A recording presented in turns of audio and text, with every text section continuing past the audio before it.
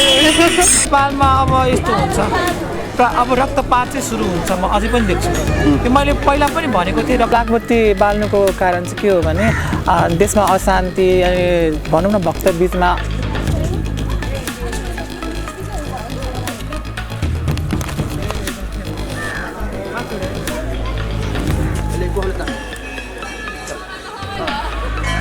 के कुराले चाहिँ प्रभावित पार्यो त उहाँको? के कुराले भन्दा अब पढाइमा नराम्रो हुने होइन अब शत्रुहरू भइरहेको छ, शत्रुहरूले दुःख दिइराख्ने, त्यसमा चाहिँ एकदमै धेरै सुधार आइरहेको छ। यसलाई चाहिँ झार्न पाए, यसको धचिया उडाउन पाए, यसलाई नराम्रो गरेर चाहिँ फसाउन पाए, यो धेरै नै अहिले नेपाली जनतामा त्यस्तो भइरहेको छ। निस्वार्थ भावले यो मन्दिरमा प्रिय प्राङ्गणमा पाउ राखिन्छ भने शत्रु छ भने शत्रुको सर्वनाश हुन्छ, बिग्रेको कामहरू बढेर जान्छ, मित्र बढेर जान्छ, सुख शान्ति र समृद्धि मिल्छ माता गढीको धाममा आयो भने चाहिँ। हामीसँग कुराकानीका लागि हुनुहुन्छ अनिल बमजन यानि कि पाथिभारा माता हुनुहुन्छ। उहाँ चाहिँ आज वीरगञ्जको यो गढीमाईमा चाहिँ पूजाको लागि चाहिँ आउनु भएको छ र उहाँसँग चाहिँ एउटा भेट्ने अवसर मिलेको छ, उहाँसँग कुराकानी गर्ने अवसर मिलेको छ। माताजी तपाईँलाई स्वागत छ। नमस्कार जय मा पाथिभारा, धन्यवाद। गढीमाईसम्मको यात्रा चाहिँ कसरी तय भयो? गढी मैयाको दर्शन गर्ने चाहिँ हामीले चाहिँ एउटा भाकल राखेको थियो। माता साक्षात् देवीमा गढीलाई चाहिँ हामीले चाहिँ लागबत्ती प्रज्वलित गरेर चाहिँ हामी माताको मन्दिरमा माताको लागि हतियारहरू चढाएर चाहिँ माको सामु हामी चाहिँ आमाको शरणमा चाहिँ आमाको हामी चाहिँ आशीर्वाद लिने भन्ने हाम्रो पहिलादेखि नै भाकल थियो। त्यही कारणले नै हामी चाहिँ भाकल पुरा गर्नको लागि यहाँ आएको हो। भनेपछि आज कहाँ जानुहुन्छ यसपछि चाहिँ? अब हामी यहाँबाट भुटान देवी जान्छौँ होला अनि साथै चुरियामाई अनि त्यस्तै अब जुन अब रुटमा परिन्छ त्यही देवीहरूको हाम्रो दर्शन भइन्छ आज। भनेपछि लाखबत्ती यहाँ बाल्नुहुन्छ र यो लाखबत्ती बाल्नुको कारण चाहिँ के हो खास?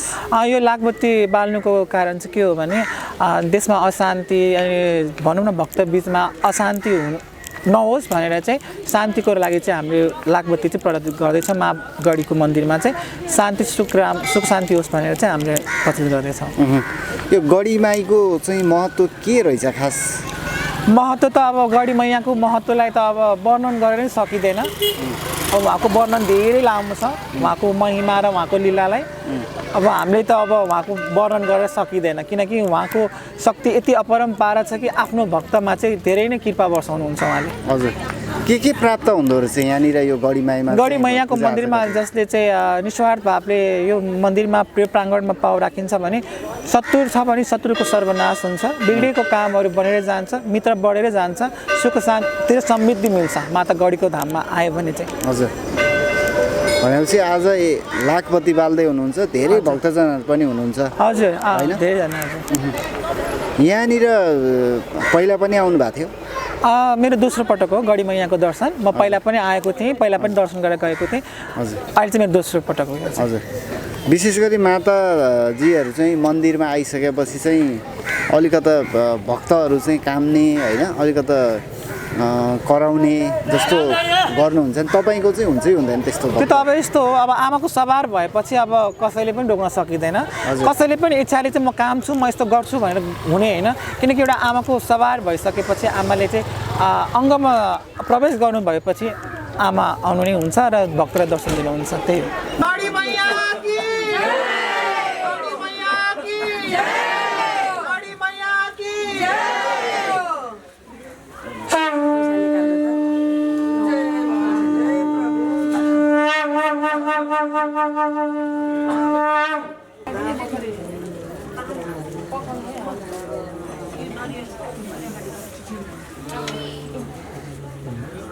अब यहाँ पूजा गरेर उता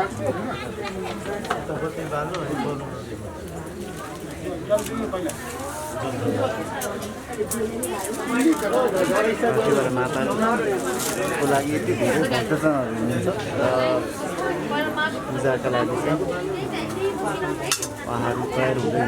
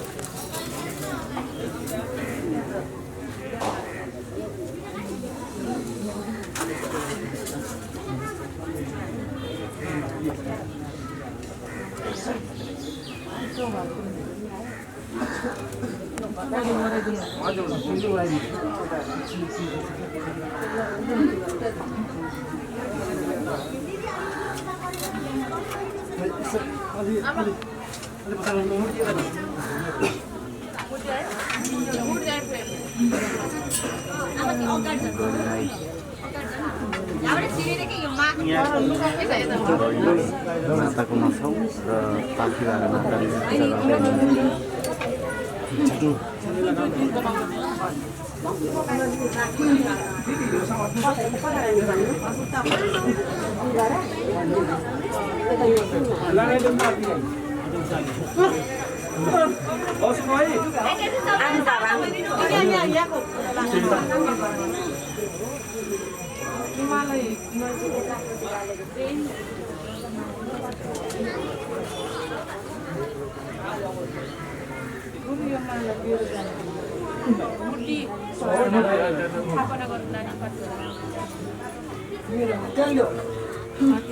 यहाँ कुनै आमालाई चिन्न दिनुभएको छ हतियार होइन अनि हतियार आमालाई चिन्न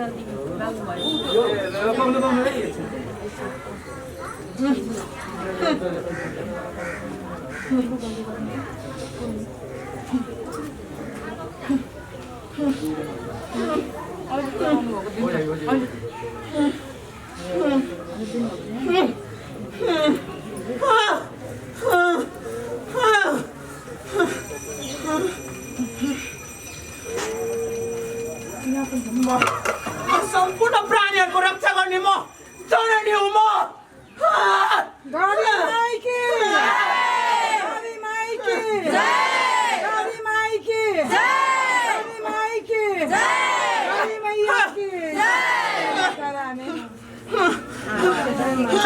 मलाई सिन्दुर लगाइदिनु तिमीहरू मलाई सिन्दुर लगाइदेऊ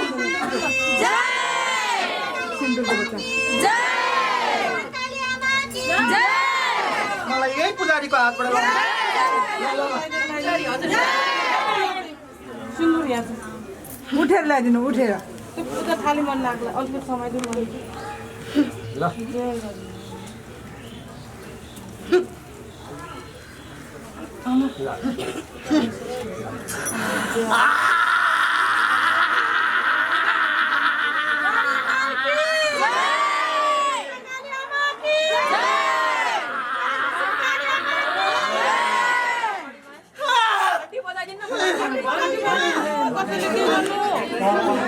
घन्टी बजाइदिनु त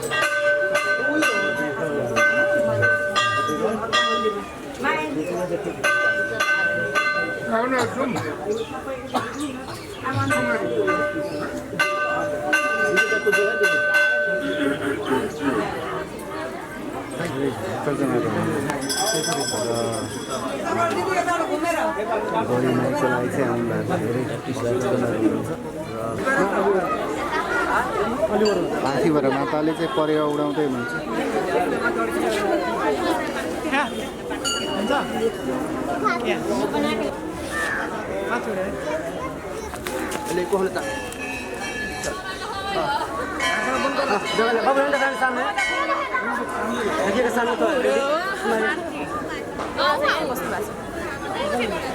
एउटा त माथि नै गयो होइन माथि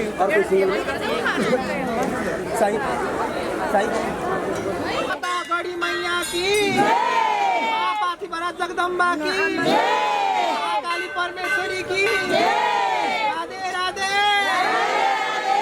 राधे राधे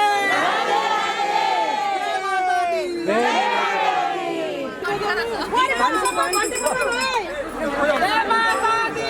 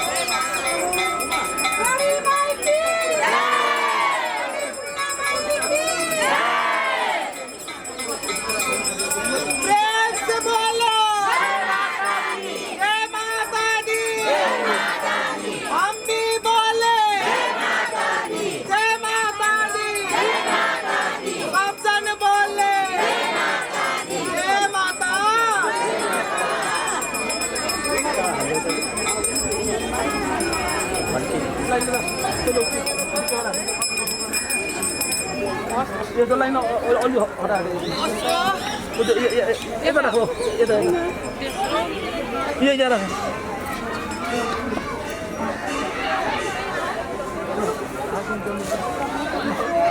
यसो लरे राखौँ न ठिक छ केही हुँदैन बत्ती बाल्दै हुनुहुन्छ माताजीले बालिसक्नु भएको छ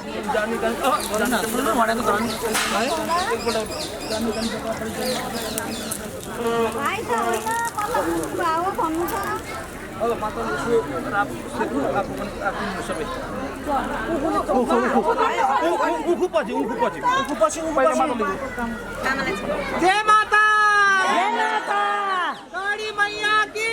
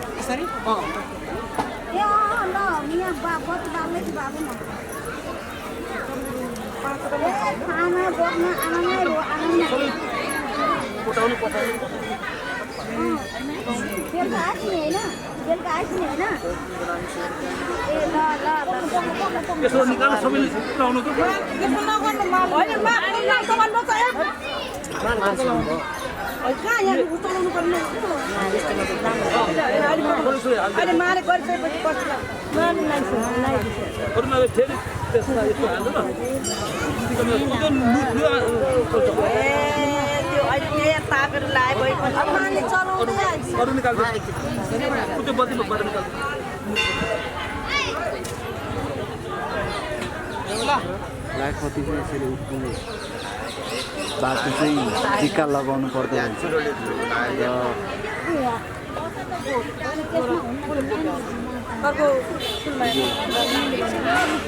हुन्छ गौरी मैया की तेरा वाली की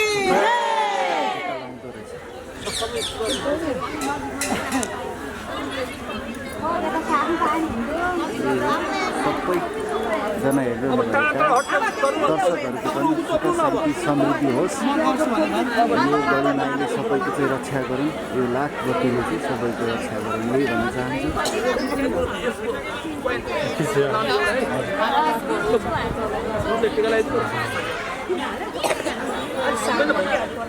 बोल्न दिनु राम्रोसँग बोल्न दिनु अलिकति कालो आएपछि नि कोट्याउनु जति बोल्छ बोल्न दिनु कालो आएपछि कोट्याउनु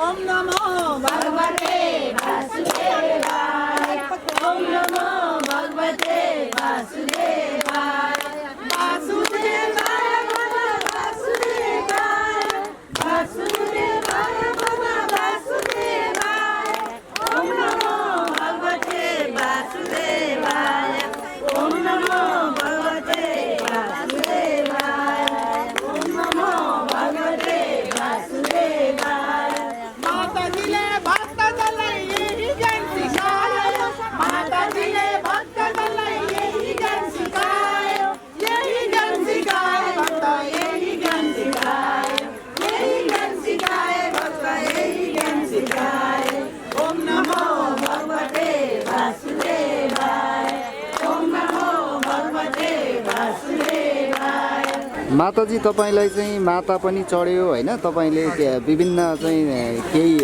भगवान चढेको जस्तो पनि गर्नुभयो देशको बारेमा र नि यो नेपालको राजनीतिको बारेमा के देख्नुभयो नेपालमा के हुँदैछ के भविष्यवाणी गर्नुहुन्छ आज अब भविष्यवाणीमा त अब म के भन्छु भने अब जुन जति प्राय अब यो नराम्रोमा षड्यन्त्रहरू भइरहेको छ नि हजुर। त्यो हुन एकदम गाह्रो छ के देख्नुभयो तपाईँले अघि त्यो माता चढ्ने बेला त्यो त अब थाहा हुँदैन थाहा हुँदैन भनेपछि के छ अब तपाईँको भनाइ के छ देशको बारेमा नेपाली राजनीतिको बारेमा होइन हजुर नेपालको समग्र सबै अवस्थाको बारेमा के भन्न चाहनुहुन्छ के आउँछ तपाईँको मनमा चाहिँ अब राजतन्त्र आउनलाई अलिक सम्भव म देख्दिनँ हजुर अलिक गाह्रै छ किनकि राजतन्त्र ल्याउनको लागि चाहिँ सम्पूर्ण अब भक्तले चाहिँ अब महायज्ञ होम लगाउनु पर्ने म देख्छु र साथै सम्पूर्ण मातृशक्तिले साथ दिएर र साथै अब राजाको अब राजाले पनि अब साथ दियो भने चाहिँ राजतन्त्र आउँछ जस्तो देख्छु म होइन अब त्यस्तो उयो गर्दैन भने हुन गाह्रै छ अब म यस राजनीतिक कुरामा अलि म भन्न चाहन्छु। नेपालमा के हुन्छ अब कसो हुन्छ भन्ने त देख्नुहुन्छ होला नि तपाईँले पनि। नेपालमा अब यस्तो हुन्छ अब रक्तपात चाहिँ सुरु हुन्छ, म अझै पनि देख्छु। त्यो मैले पहिला पनि भनेको थिएँ रक्तपात सुरु हुन्छ होइन, यो भइरहेको पनि छ र अझै पनि अब रक्तपात चाहिँ अझै पनि हुन्छ म देख्छु। त्यसो भने नेपालमा शान्ति आउँदैन अझै पनि? शान्ति आउन धेरै गाह्रो छ, शान्ति आउन धेरै गाह्रो छ, किनकि अहिले धेरैमा अहम घमण्ड भइसक्यो, अहङ्कार भइसक्यो, त्यही कारणले पनि शान्ति आउन धेरै गाह्रो छ। त्यही कारणले हामीले चाहिँ अब सकभर चाहिँ कसरी चाहिँ हामीले आफ्नो हिन्दू परम्परालाई बचाउने, कसरी आफूले चाहिँ हिन्दू हाम्रो सङ्घलाई अघि बढाउने, त्यो गरेर हामी अघि बढौँ भने चाहिँ हामी अवश्य राम्रो हुन्छ। अन्त अलिक गाह्रो छ।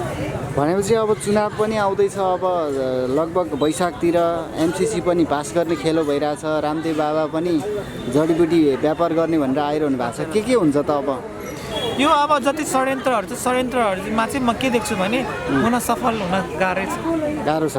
जति प्राय षड्यन्त्र भइरहेको छ नि त्यो हुन एमसिसी भित्र म गाह्रै देख्छु। गाह्रै देख्छु। यदि केही गरेर भित्री हालेछ भने पनि धेरै ठुलो अनिष्ट हुनेवाला म देख्छु। हजुर, नेपालका चाहिँ शीर्ष नेताहरू एकदम प्रमुख नेताहरूको अवस्था चाहिँ के हुन्छ अबको दिनमा? अबको दिनमा अब प्रमुखमा चाहिँ अलिकति स्वास्थ्यमा अलिकति गडबड देख्छु म। प्रमुख नेताहरूमा चाहिँ? हजुर, स्वास्थ्यमा अलिकति गडबड र अलिकति भनौँ न नराम्रै देख्छु। अब यो कुरालाई म अहिले भन्न सकिनँ, अब यो अहिले भन्न पनि चाहन्न। अब यो अलिकति म प्रमुखमा चाहिँ अलिकति गाह्रो नै म देख्छु। पूर्व राजा ज्ञानेन्द्र शाह, पारस शाह, हिमानी शाहको बारेमा चाहिँ के भन्न चाहनुहुन्छ तपाईँ? उहाँहरूको बारेमा त अब म के भनौँ, खै अब खासै केही छैन तपाईँको? राज संस्था फिर्ता आउँछ भन्छन् नि? म देख्दिनँ। राज संस्था कसरी फिर्ता आउँछ? आउँदैन। कसरी आउँछ? राज संस्था हाम्रो राजालाई त्यसरी रातारात मार्दा त न्याय दिन नसक्ने जनता छ भने राजतन्त्र कसरी आउँछ? सम्पूर्ण मान्छेमा अहम घमण्ड, सम्पूर्ण मान्छे आफ्नो तालमा नाच्ने भइसक्यो। राजाको म भनाइमा त कसै पनि चल्न सक्दैन। हजुर, राजा ल्याउनलाई त सम्पूर्ण जनता लड्नु पर्यो। ज्ञानेन्द्र शाहलाई चाहिँ सबैले मन पराउनुहुन्छ अरे अहिलेको अवस्थामा? यस्तो हो, कस्तो भने मुखले मात्रै अगाडि राम्रो गरेर हुँदैन, हजुर, पछिसम्म पनि राम्रो हुनुपर्छ। कस्तो हुन्छ भने अहिले एकछिनमै नराम्रो भनिरह भने उसको अगाडि जाँदाखेरि राम्रो पनि भन्छ। यो सबै देखावटी हो। राजतन्त्र आउन धेरै गाह्रो छ। तपाईँले ठ्याक्कै देवी चढ्दा चाहिँ के चाहिँ देख्नु भएको थियो त? त्यसो भने चाहिँ तपाईँ देवी चढ्नु भएको थियो अगाडि के देख्नु भएको थियो ठ्याक्कै भन्नुहोस् न हामीलाई। देवी चढ्ने भने यस्तो हुन्छ, अब देवी चढ्ने भने सम्पूर्ण देख्ने भन्ने हुँदैन। देवी एउटा आफ्नो अङ्गमा सवार भएपछि आमाले दर्शन दिने हो आफ्नो भक्तहरूलाई, किनकि आमाले चाहिँ सम्पूर्ण भक्तहरूलाई चाहिँ रक्षा गर्नुहुन्छ र सम्पूर्णको मनोकांक्षा पुरा गर्नुहुन्छ। अब देख्ने भनेर यो नै देख्ने भन्ने चाहिँ हुँदैन। तपाईँको योजना चाहिँ के छ न अबको दिनमा? अब मेरो योजना त यही हो, भक्तहरूको सेवा गर्ने होइन, अब नजानेको चिजलाई सिकाउने। म यो कुरा चाहिँ के भन्छु भने सम्पूर्ण भक्तजन, सम्पूर्ण अब प्रमुख जोहरू हुनुहुन्छ नि उहाँहरूले पनि के भन्छ भने मातृशक्तिलाई पनि सँगसँगै लानु पर्यो। राजनीति मात्रै भनेर हुँदैन, मातृशक्तिको पनि कुरा मान्नु पर्यो। यो मातृशक्तिहरू हुनुहुन्छ, मातृशक्तिले कति चिज गरिसकेको छ कि त्यो पत्तै नलागेको पनि मातृशक्तिले गरिसक्यो। मातृशक्तिलाई चाहिँ नेपाली राजनीतिले चाहिँ सँगसँगै लिएर जान सक्छ त?